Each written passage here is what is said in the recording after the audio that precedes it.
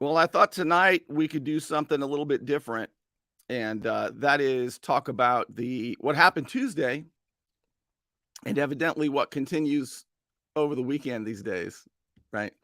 The midterm elections, and I have Tho Bishop with me now. Tho Bishop is a very good friend of mine, and probably the person that I respect most when it comes to, all these issues. Right? He's absolutely one of the most learned, not just smart, but one of the most learned guys I know when it comes to talking about everything from philosophy to economics to government, um, on and on. It's history, and probably what I should do at some point is just put a camera on us while we're talking privately for a couple hours because it's amazing. I mean, the conversations that come around are just incredible. But I want to ask him what happened to the red wave? What happened to the red wave? Let's dissect it. And what about Ron DeSantis and Donald Trump? What about the future of the Republican Party? What I'm most interested in, just so you know, I'm an independent. All right, I'm a liberty guy. I'm worried about the leftist stuff going on in America. All right, and I don't have a lot of confidence that Republicans are going to fix it.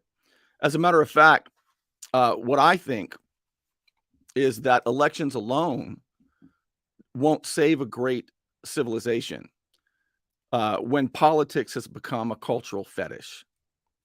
I think there's a spiritual war over good and evil, even the definitions of good and evil. And I think that our kids are the prime targets. And I think that if we're going to regain liberty and restore a republic, it's going to take more than elections. And I don't have a hell of a lot of faith, quite frankly, in Republicans. But I do think that we have a very good governor. And should he run for president? Where is he more important? I don't want to lose Governor DeSantis. And do you think he will run for president? Should he run against Donald Trump? And have you heard the latest things Donald Trump has been saying? Oh, there's a lot to talk about. And this is sort of out of my league a little bit, right? So let's bring in Tho Bishop. Hey, Tho, welcome to the show. Hey, Bernie. Always glad to join you in the Liberty Lounge.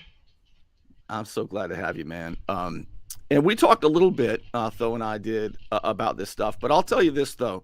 When I run for governor, I'm not going to run for governor until I'm in charge of counting the votes. That's what I've learned. That's my biggest takeaway, right? Because the results may not come out for months. Right. I'm going to keep counting.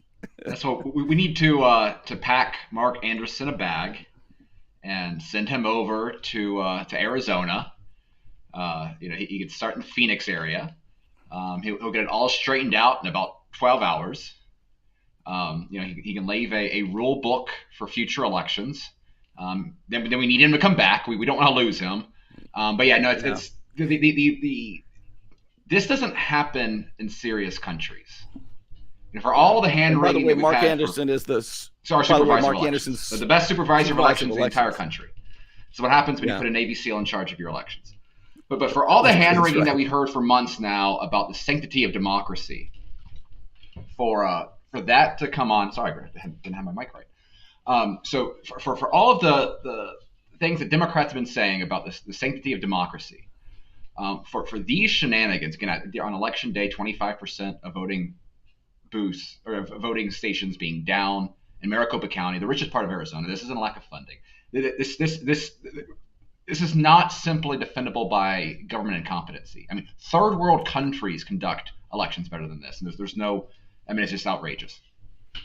Yeah, no, absolutely. And I talked to you a little bit, as I said before, and you said there was no red wave, and right now, and you said this sort of thing really doesn't happen. It's bizarre, and I can't wait to get into it. But so I've been listening to Republicans who were disappointed in the expectations of the red wave, and the best I can make, there are about 4 camps of Republicans. Tell me if I'm on track or if there's more, and which camp you mostly fit in. So I think all Republican voters I've talked to were disappointed. Their expectations were not met. There was not the red wave that they had hoped for. So I have those who don't trust election integrity, whether it's outright cheating or an influx of this mail-in ballot stuff, right? So that's one camp that don't trust the election integrity. There's a second camp who blames Donald Trump. There's a third camp who blames Republican leadership, Mitch McConnell and that sort of thing, and the RNC. And then finally, I see a fourth camp. Now, they overlap a lot, but then there's those who blame a lack of positive policy, sort of the Ben Shapiro crowd. They say the campaigns they didn't have vision, and the candidate quality was just really, really poor. Those are kind of the four camps I see. They overlap, but is that about right? No, I think that's correct. And I think we have to be serious and recognize that all four have played a role. The first one, again, I think particularly with Arizona, and again, the stuff that was going on Election Day, which everyone knew was going to be the biggest day for Republican turnout, that is a problem, very real problem. Pennsylvania had some shenanigans in its own right. I'm not saying that made the difference there. I don't know enough there, but that is a factor that cannot be ignored, and anyone that ignores it out of hand does so out of just a bias in favor that the establishment knows what it's doing. If you feel that way after the last 6 years, then I don't know what to tell you. Trump right now is the focus of the blame from all of the outlets that have always hated Trump, are desperate to reverse the 2016 revolution within the Republican Party. And that narrative is wrong for reasons I'm going to get into. Trump, however, is not blameless. He's not blameless for two big reasons. First and foremost, he had a PAC, Save America PAC, that raised over $100 million. And he spent about $15 million of that on his chosen candidates. That should have been more. Republican voters voted to make Donald Trump the leader of the Republican Party. We begged for him to be the leader of the Republican Party. He claims that he wants to be the leader of the Republican Party. And being a leader means that you use your resources to elevate your troops. And he filled in at late with some media purchases in Arizona and states like that. But spending $15 million out of $100 million was not enough. And that is a very real criticism, because I wanted Trump's people to win.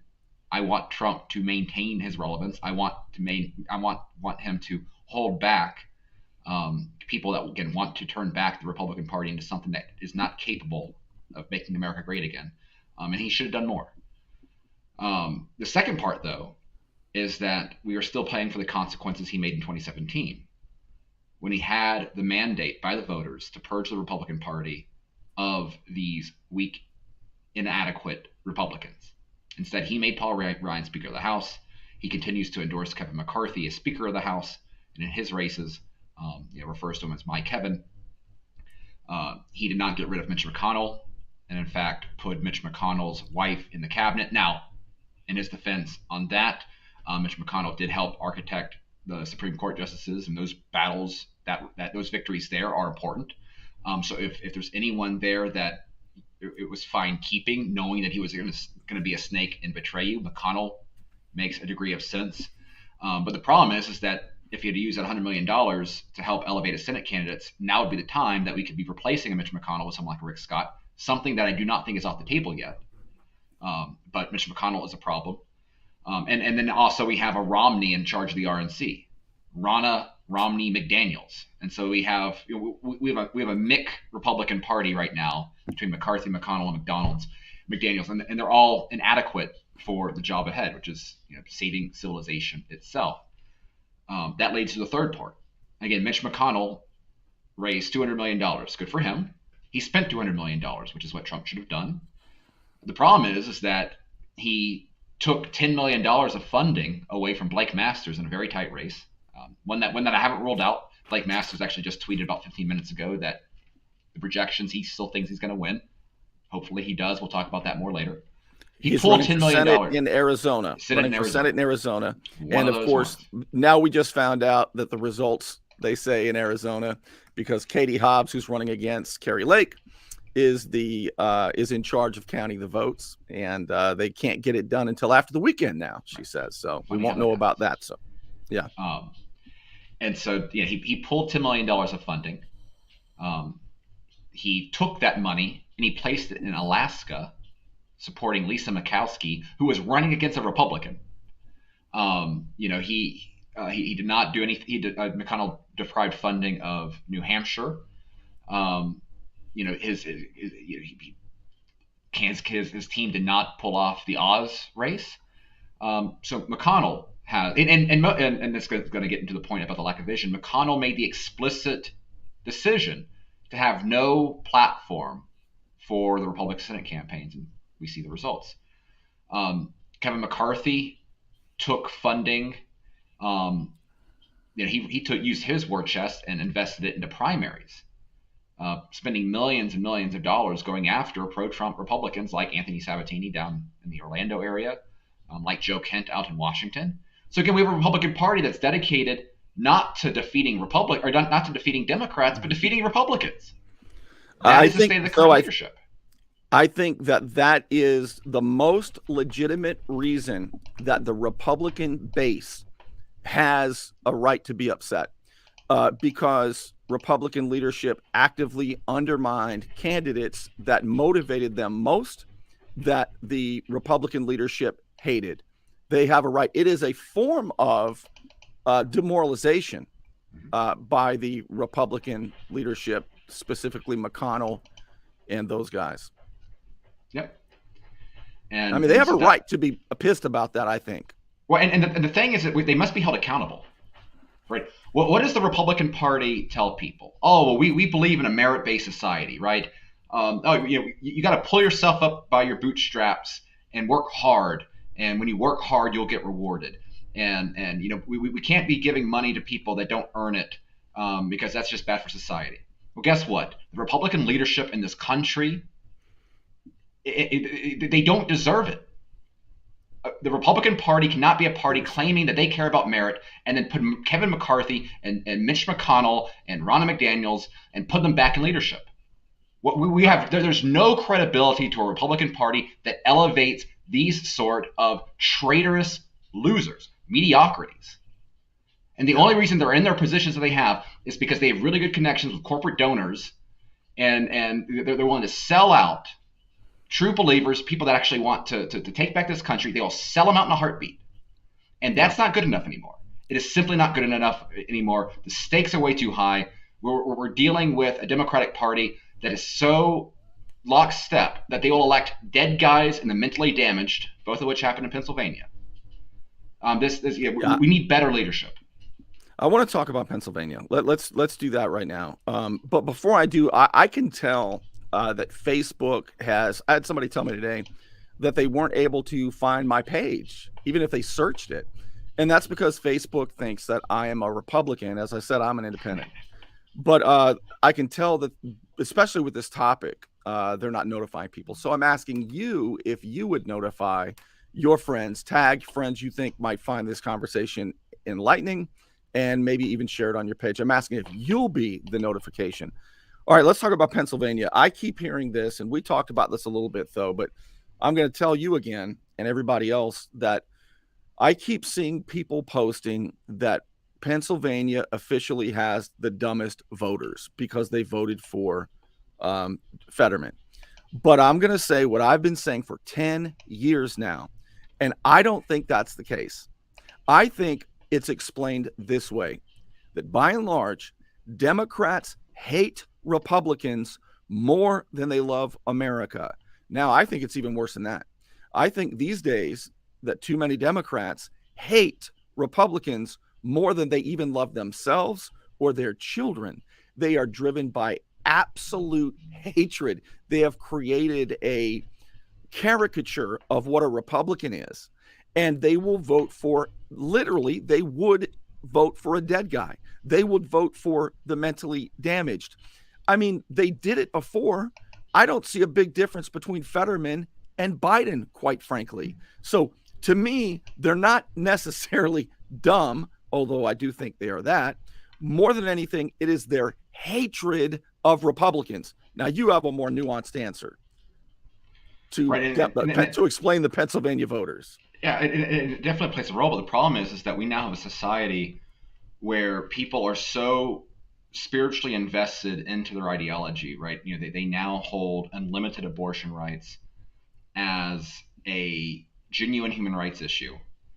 And so they are willing to sacrifice, they are willing to suck up economic pain, the reality that they are poorer now than they were 2 years ago. If it means that you have the right to kill to have an abortion 9 months in. This is their religion is progressive politics. Yeah, mutilate kids for gender affirmation. Yes, they have their own child sacrifice rituals, and this is coupled with systemic changes to election processes. Like, I'm not arguing about changes in election results and Dominion voting machines and anything like that. I'm not suggesting there's any changing of election outcomes here. But when you have mass absentee mail-in balloting, when you have all of the ways that we've expanded early voting and midterms, or for voting purposes, this is the first midterm we've had since COVID. The Democrats were very effective at turning out for the first time, and I mean, really in midterms, Generation Z voters voted on a very large block. Generation Z is the most progressive generation out there, voting almost a 4-to-1 margin. Democrat. And what age group is that? That is current 18 to 29. And so, or 18, maybe 18 to 25, something like that. I think the breakdown is usually 18 to 29, so there's still a little bit of late brand new voters there. But yeah. And again, this is a generation that is 10 times more likely to identify as trans than any other generation before. And this goes to the effectiveness by which the left has weaponized both education, government schools, culture, and particularly social media, and that these are issues that go beyond simply political trends. These are larger cultural trends, and they are reflected in lockstep voter allegiance in the Democratic Party, where again, literally a man has been dead for 2 months, was elected, and John Fetterman. And I'm going to tell you right now, the Democrat voters are happy about it. They'd rather have a dead guy than a Republican. I absolutely believe that.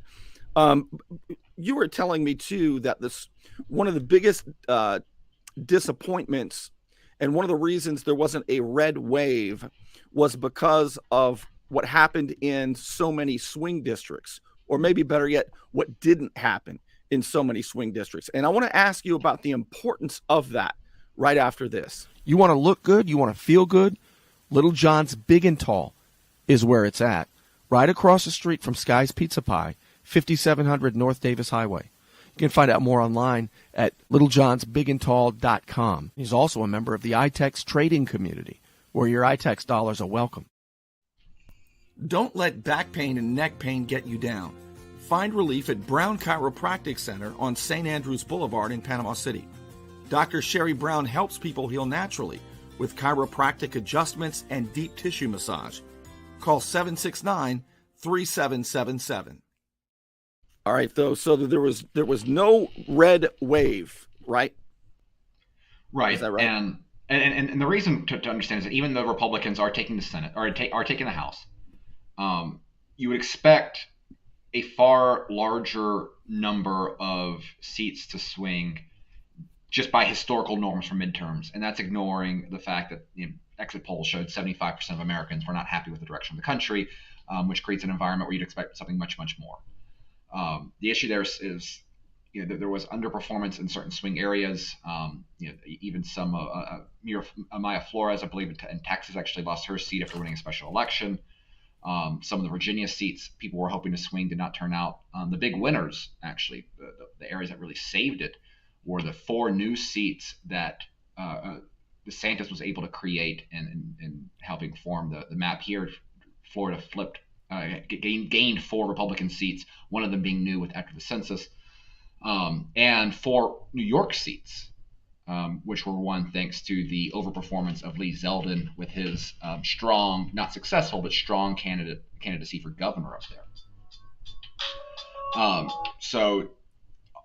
That is so. The issue is everywhere else in the country. Some of that there may have been some candidate issues here and there. There's a candidate in Ohio that misrepresented a military record. Like a candidate I like besides that, often that can be a difference maker. And so for one, that tells me that that swing voter still isn't desperate enough. I think there is still something to that dynamic of, what really is a recession is, when your neighbor loses their job, and depression is when you lose your job. Yeah, and I got to tell people about that. Yeah, so Ronald Reagan was challenged on that. I think when he was running against Jimmy Carter, and the press thought that Ronald Reagan was a dummy. Now Reagan had an economics degree from Eureka College, actually, and they were challenging him. You don't even know what a recession is. You don't even know what a recession is. And Reagan famously said, absolutely, a recession is when your neighbor loses his job, and a depression is when you lose your job, and a recovery is when Jimmy Carter loses his job. So right now, what you're saying, though, is you think swing voters are pissed off they're paying too much for gas and too much for food and so on and so forth, but they haven't quite hit that threshold yet of pain. Right, and so that's still an issue right there, which I think played into last night or Tuesday night generally. The other thing, though, is that these districts are now so gerrymandered, so driven that we have a lot more deep partisan districts. This is why, if you look at the total vote count, Republicans vastly overperformed Democrats nationally. But that means Republicans are winning big victories right elsewhere, and the Democrats were kind of cleaning up on some of the swing districts. I think that is a reflection of inadequate campaigning by the Republican leadership, particularly House leadership, both Kevin McCarthy and Tom Emmers, who was in charge of the House campaigns. Goes back to the faulty messaging. And really, again, the Republicans came coasting into this election cycle expecting to be able to ride in with things being so bad that they didn't need a message, and that wasn't good enough. Right. Yeah, and that's what you see people like Senator Hawley saying, right? Senator Josh Hawley is saying that very thing. He's in the camp. Remember, I said I have seen basically 4 different camps of Republicans who are disappointed in this. And if you just joined us, I'll tell you again. You've got one, and they overlap. You have one camp that doesn't trust the elections integrity. You have a second camp that blames Trump, a third camp of Republicans who put the blame on Republican leadership and the RNC, and a fourth camp who blames the lack of positive policy campaigns and poor candidates. And I think Josh Hawley fits mostly into the bottom 2. He's pissed off at Republican leadership, just the way you are, Tho, and also the lack of quality candidates and vision. Yeah, and again, and this is a problem throughout, and there's no reason to think it's going to get better anytime soon. And this is exactly why DeSantis, won, again, a historic number. I think the margin by which DeSantis won, the largest victory since I believe 1868 in the state of Florida, almost 20 points, and it's because he had a very clear vision. He has executed on that very clear vision. He has improved the quality of life for Floridians up and down the state, even those that hate him, because of his leadership. Bay County would be absolutely ruined. I mean, it would have been changed and destroyed in a way that is unthinkable if he had allowed the tourism industry to be shut down for an entire year plus. Well, I'll tell you what's incredible about DeSantis is he also got a big majority of voters with master's degrees and PhDs. Mm-hmm. But Benita has a great point, too. Don't you think if other states had the election integrity that Florida had, would it be different? I believe so, absolutely. In what way specifically? The mail-in ballots? Yeah, the mail-in ballots would have been wrapped down very quickly, or it had been limited. Right, there's still mail-in balloting in Florida. You can still do absentee, but what you can't do is bulk mail-in balloting. And more importantly, again, the key is trust in the system, and that requires counting the votes quickly. Because when you go days and days without counting votes, again, let's say there's no deliberate hanky-panky going on. The longer that time period it goes, the opportunity for something going wrong increases, even if not maliciously.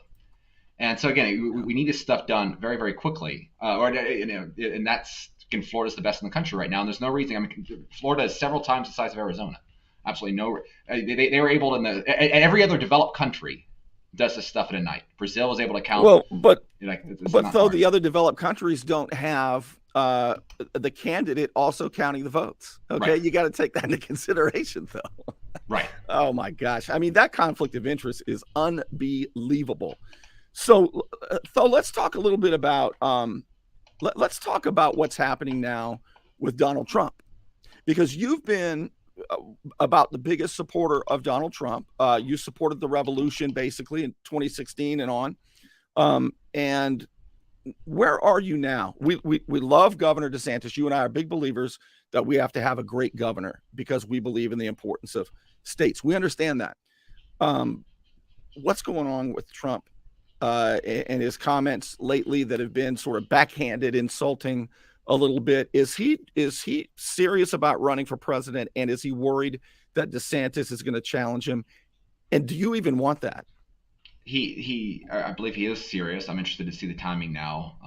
He cleared to be announcing next week. I'm interested to see if he holds off. If he announces before the Georgia runoff, there is an argument to be made, particularly in Georgia, where Brian Kemp, who is not Donald Trump's favorite Republican, one big, there's a lot of mine. There's some angst there with Trump, even amongst some Georgia Georgia Republicans there. And if Walker was to go on to lose, that'd be another. The media would spin that as yet another loss for Trump, which is not particularly good for his brand of winning. The issue right now is that Donald Trump feels threatened, and I think DeSantis is the first time. Did he underperform? Did his candidates underperform in the midterms? It depends on to a certain extent. Yes, I mean he had a lot of victories, particularly at the House level. He did endorse Oz. But I don't think Oz was a terrible candidate. I think Pennsylvania is a difficult state. McCormick, he was running against, is a Goldman Sachs guy. It is what it is. There is a bit of, if you compare non-Trump candidates in similar states, it does seem that swing voters swung a little bit more for the Republican side. There was a state treasurer candidate in Arizona who was not part of the more MAGA slate of candidates they had. Their Attorney General, Secretary of State candidate, Blake Masters in the Senate, and Carrie Lake in the governor's race, and she outperformed them. So you could point to that. But I'm not too concerned though about underperformance, because ultimately at the end of the day, the goal isn't simply to win elections. The goal is to elevate the right people in positions of power. And if you look at the quality of the candidates that Trump elevated, I think Blake Masters is the best candidate on the slate. Okay, J.D. Vance is a good guy. Yeah, I want to hear that again, because you do this all the time to me. I'm always jotting down Tho Bishop quotes. You just said at the end of the day, it's not as much about winning elections as it is raising the level of candidates. That's what we need, is better candidates. Right. Yeah, I mean, elections what makes alone a good candidate? It's talent. It is understanding the real who the enemy is. Right?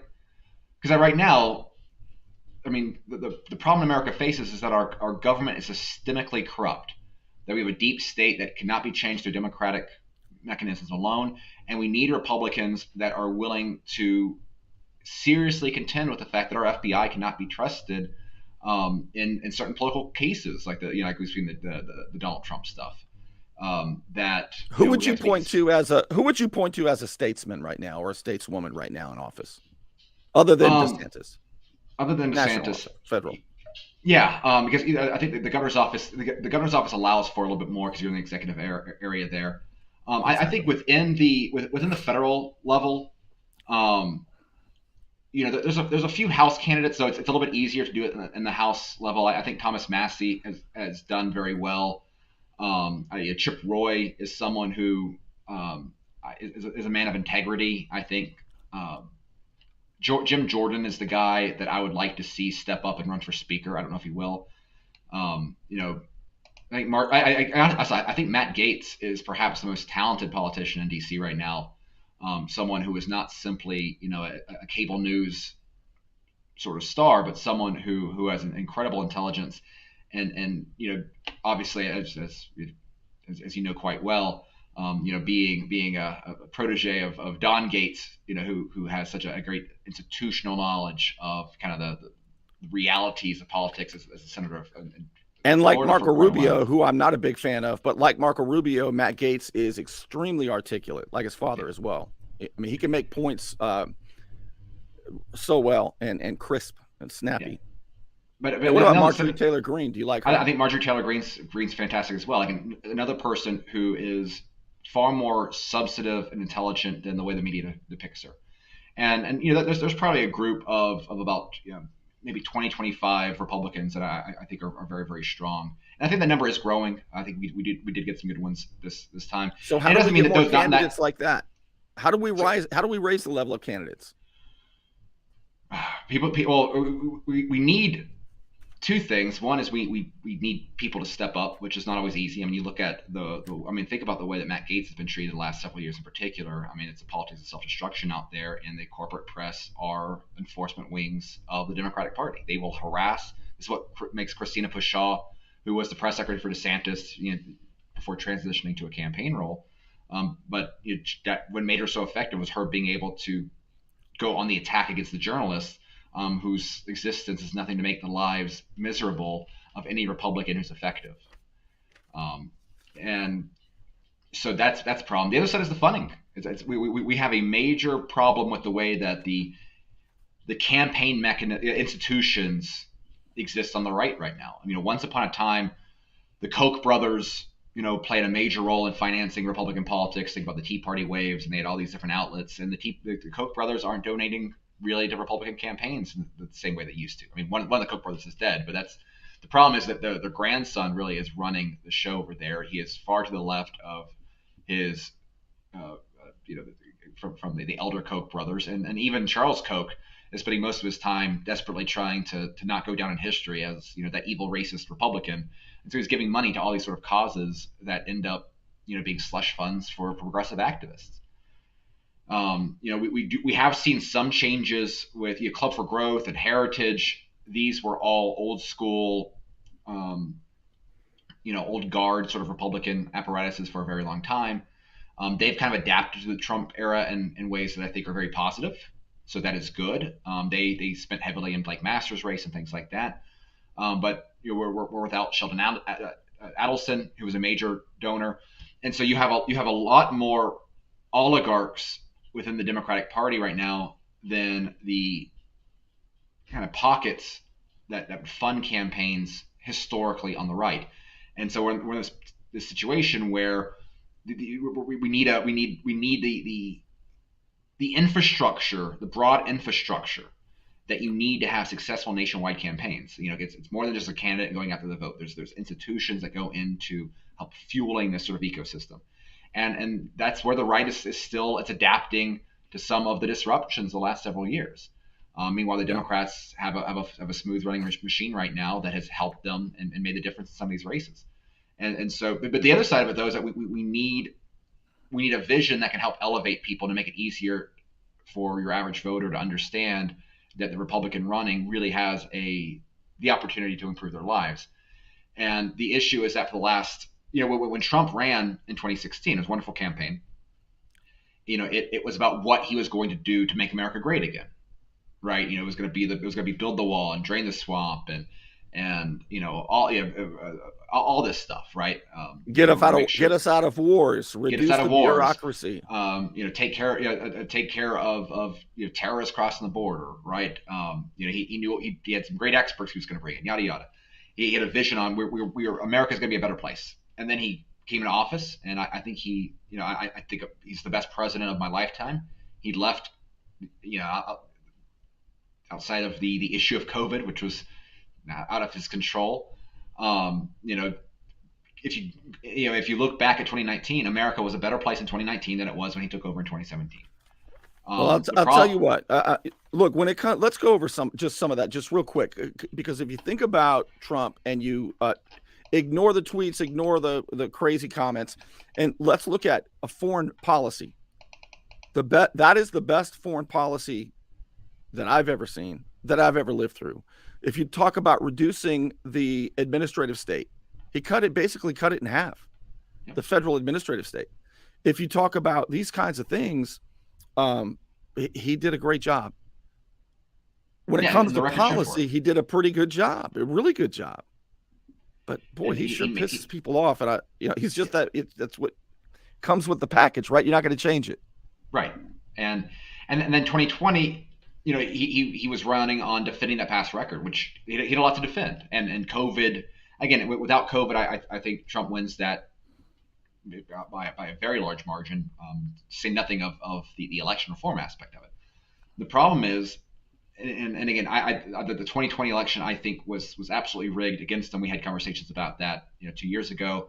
I think it was rigged in a variety of ways. One of which was the big tech censorship of Hunter Biden's laptop and other necessary information to make an informed opinion when you vote.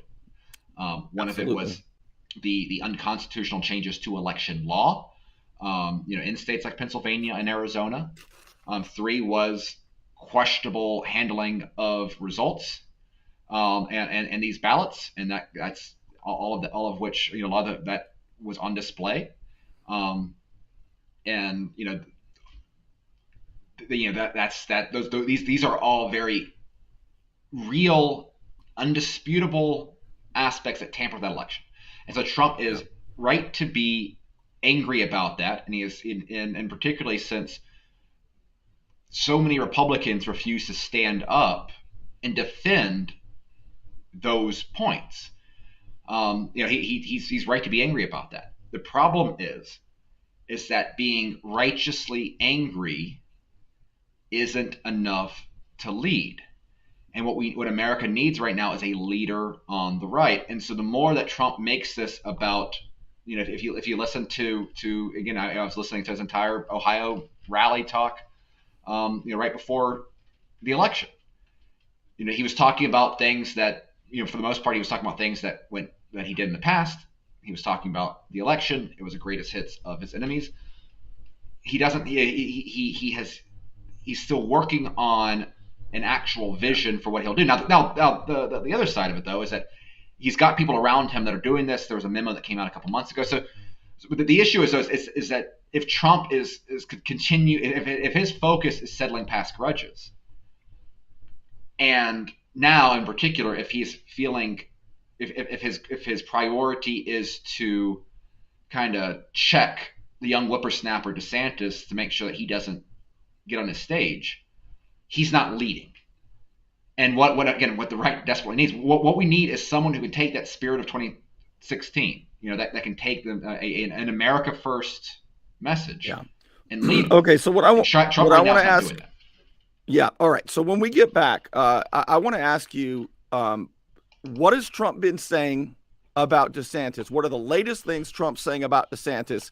Why is he saying it about DeSantis? And has your opinion of Trump changed at all since the midterms when we get back? When your life is on the line, hire the lawyer who lives in our community, works in our community, and worships in our community. I'm Al Saulene, your Panama City Beach lawyer. 850-215-0628. It's a hot time in Florida, and my friend Ryan can make sure your air conditioning is running at peak efficiency. He could even install a new one, built to a higher standard, American standard. Find out more at pcairrepair.com. So, though you say that right now Trump is not leading, he's lashing out, really, and almost looking like he's coming from a position of weakness. What's he saying right now about DeSantis? His new nickname is Ron DeSanctimonious.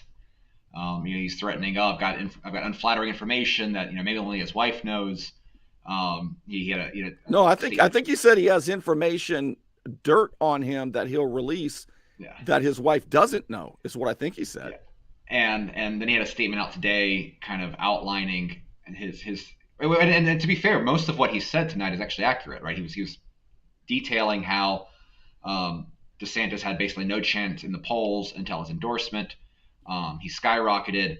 He took office because of Trump's endorsement, which is entirely true. Again, and remember this. I mean, the majority. I mean, every single bigwig in Florida politics, all these Republicans cozying up and kissing up to Ron DeSantis now, and including those in Bay County, all of them were Adam Putnam people in 2018. Absolutely. And he basically says when DeSantis is asked about whether he'll endorse me or whether he'll run for president, he says, I'm focused on Florida right now. And Trump's response is that answer's not good enough.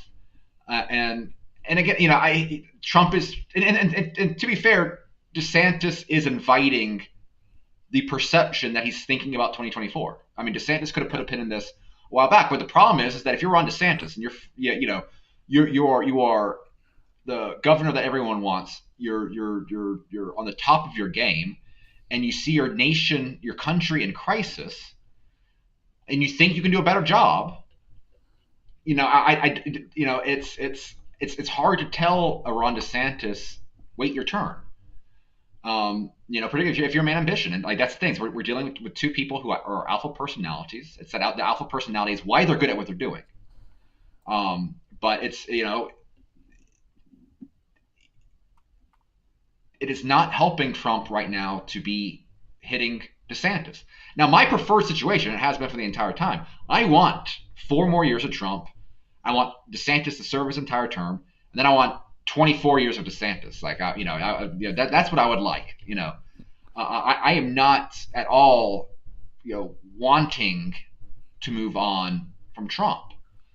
But Trump is creating a situation where it'd be very difficult for DeSantis not to run.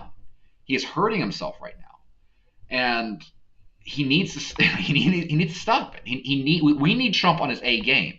He's distracted right now, and the problem is he is creating a very easy excuse for Republicans to distance themselves from him. And again, we need that 2016 message. We need an America First Republican Party. We need to get away from this insane fake conservatism that we have to neglect our people in America in order to go defend the freedom of Ukrainians abroad.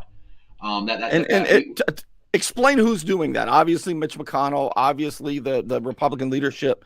Explain the types of Republicans who are really destroying this country that way, and which few Republicans are trying to stand against it. Who are some of the big names? Right, it's the majority of Republicans right now. I believe the last time Ukrainian aid came up, I believe there was 30 Republicans that voted against it, and within that camp were basically the people that I mentioned earlier. It was the Jim Jordans and the Marjorie Taylor Greenes, the Matt Gaetzes, and the Thomas Masseys. The rest, however, are perfectly okay with sending $60 billion over to Ukraine that can't be accounted for, flooding a war zone with weapons that are going to be sold in the black market to terrorist groups, bringing us closer to war with a government that refuses to engage in reasonable negotiations. They refuse to give up and let's Crimea. Let's make that point too, though. We care about the Ukrainian people, but the Ukrainian government, which was installed largely by the billionaire oligarchs, is one of the most corrupt governments in the world. I mean, the money going over there is not being accounted for, and a lot of people think it's being funneled back to, who, the big guy, and so on and so forth. But I mean, that government is extremely corrupt, right? It's okay to say we're for the Ukrainian people, but geez, that government. Right, and this was widely recognized prior to the war, and the war didn't make the Ukrainian government any less corrupt, right? I'm sorry, this, and again, this is not defending Putin launching missiles into residential areas of Kiev. Putin is wrong, and what we need is a peace. But the problem is, as long as America keeps endlessly financing the Zelensky regime, there's no motivation for peace, and so you have war continue. More Ukrainians die, and more Russians die, and that's not good for anyone. And it gets us closer to nuclear war. And again, this is insane. And again, the majority of Republicans are okay with this. About half right now, about 50-50 Republican voters being okay with it. But again, we have a Republican Party that's completely unserious. We have very real structural problems with America. We have inflation under control. Republicans complain about inflation. What's the Republican solution to inflation? They don't have one. They don't have one. And the only solution can be what at this point? We Stop printing the money. We need to stop printing. We need to stop printing our money. We need to rein in our budget so we're not forced to print money to finance it. Ideally, we need to provide opportunities for Americans to save outside of the dollar.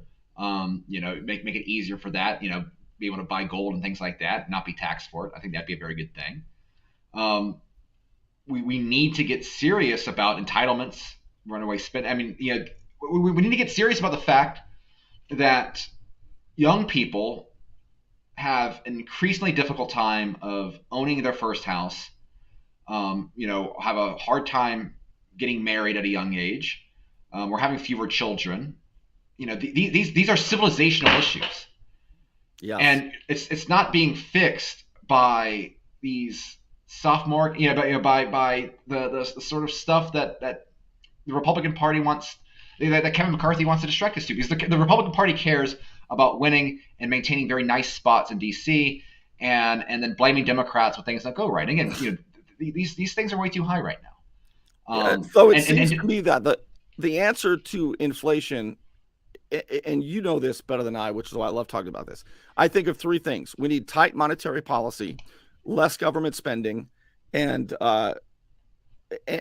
stop all the, I guess I just said that, all the government spending. Tight monetary policy, stop all the government spending. I mean, those two things alone, wouldn't that go a long way? It would. We need to end welfare payments without work requirements for able-bodied people. This is something Matt Gaetz was pounding on the table in Walton County a couple weeks ago. We're still paying way too many people not to work. Yes. We are incentivizing laziness in this country.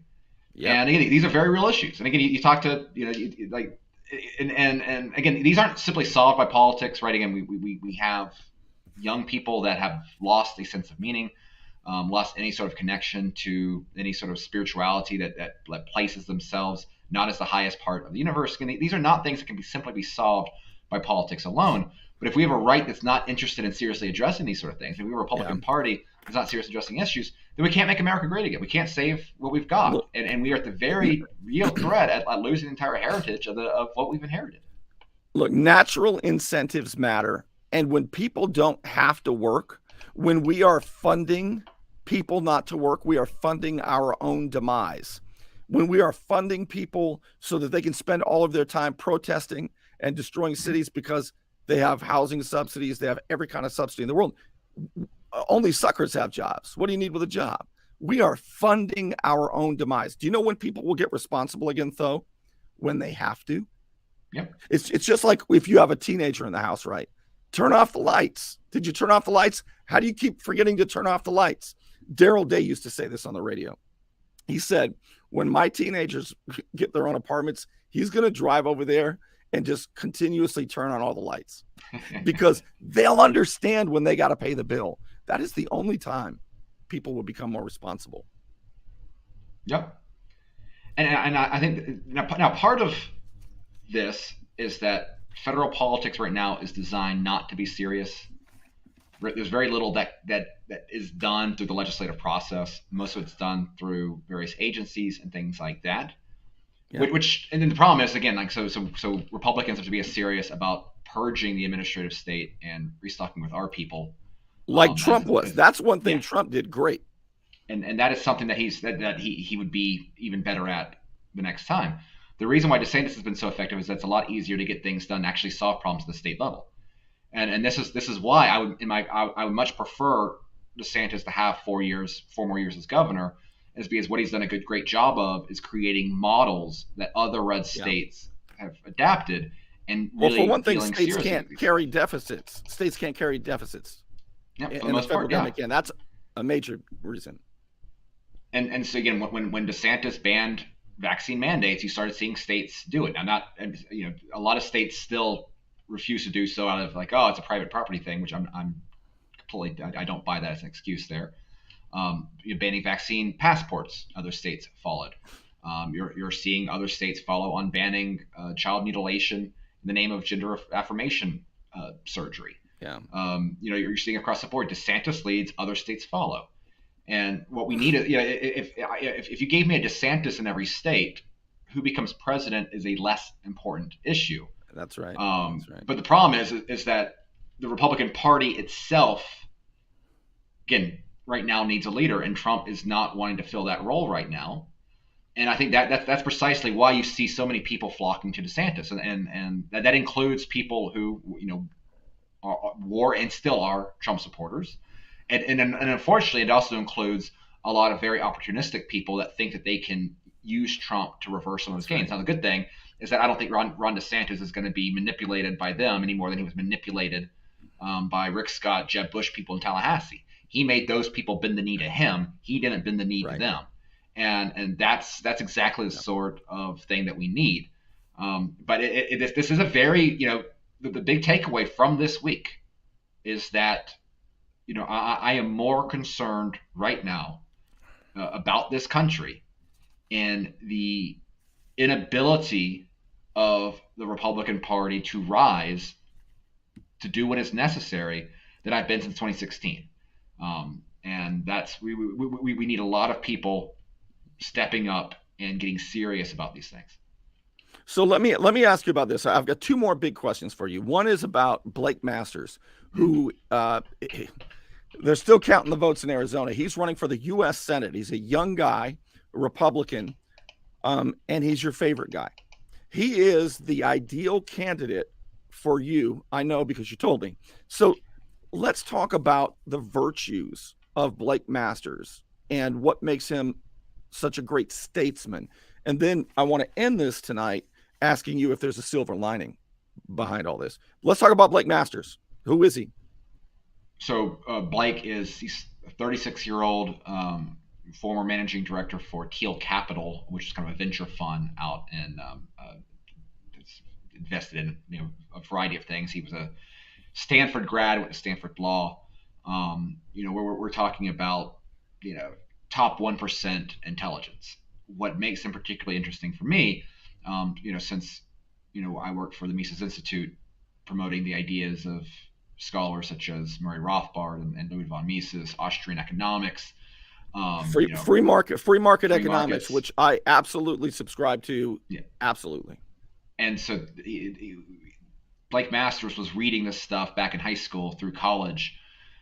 He's someone who is not simply intelligent, but extremely well read in the ideas that I think are important for defending a free society and fixing the problems that we have in an unfree society.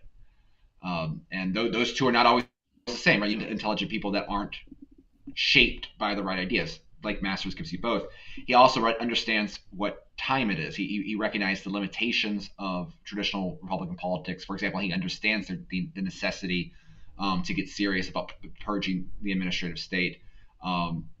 At times using state power that Republicans usually don't want to rein in large corporations pushing a woke agenda when they are effectively extensions of the federal government. This goes back to the vaccine mandate issue.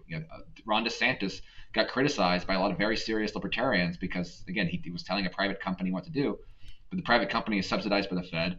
It's following what the Dr. Fauci wanted. I mean, this was a private enforcement wing of the biomedical security state. This was not the actions of a free market. Kind of like what social media companies are doing. Yes, very much so. And so Blake Masters is, I think, the most talented candidate that is out there this time, just in terms of intelligence and how he would serve. Now, being a candidate isn't always the same. Maybe he could have been a little bit charismatic, more charismatic here, smiled here. I mean, he's a very nice guy.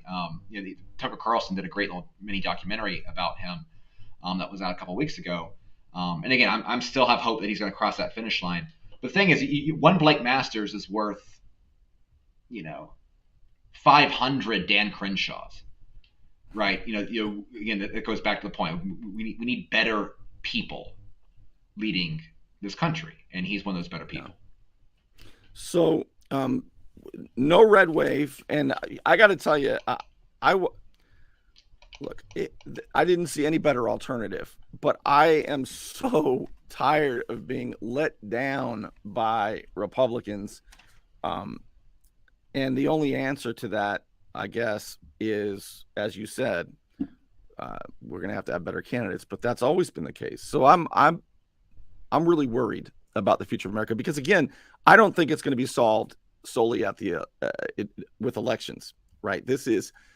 Politics has become a cultural fetish, and that is a very sick and dangerous thing for regular people to be thinking about politics all the time, and to become so tribal is a very dangerous and destructive thing for this country. So I'm very worried about this country. But with regard to the election and the politics of this midterms, is there a silver lining that the Republicans didn't get big wins in the House and big wins in the Senate?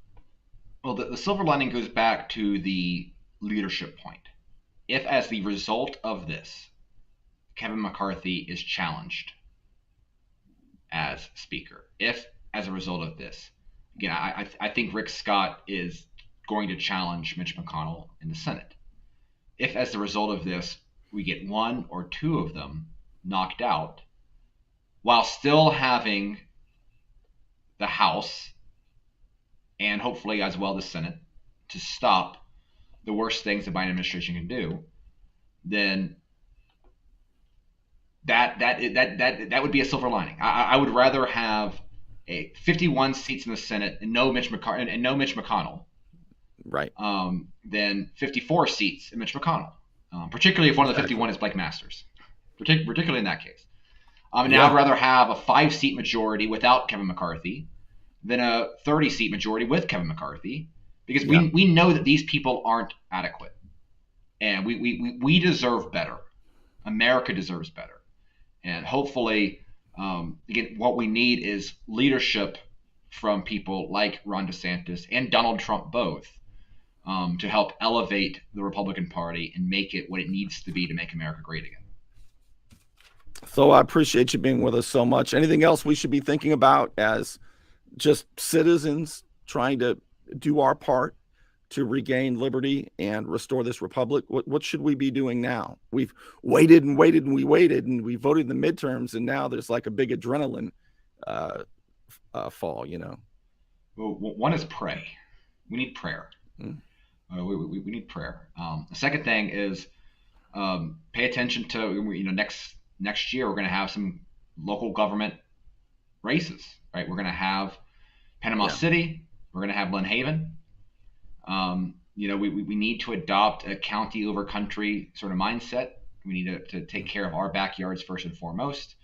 And so I'm going to be trying to work to find some candidates to help make those cities a better place. And, working here is a good way to start making America greater too. Wonderful. So I appreciate you being with us. Thanks so much. I'll talk to you soon. Thank you, Bernie. All right. Take care. Tho Bishop, my main man. All right. So thanks for being with me. And I also want to thank, of course, as always, before I go, the Unknown Patriot as well, for your support, for my efforts to fill you in on what's going on. I don't usually talk about national stuff, but obviously it's important to try to figure out what's going on, what happened, and what it means. And to me, Tho Bishop is the guy to do that. All right. As you know, or as you can guess, got my nose in a lot of stuff, and I've got some tremendously big things to tell you locally about local politics. I mean, very big things, and hopefully they're gonna pan out well. All right, thanks for being with me, and I'll see you soon.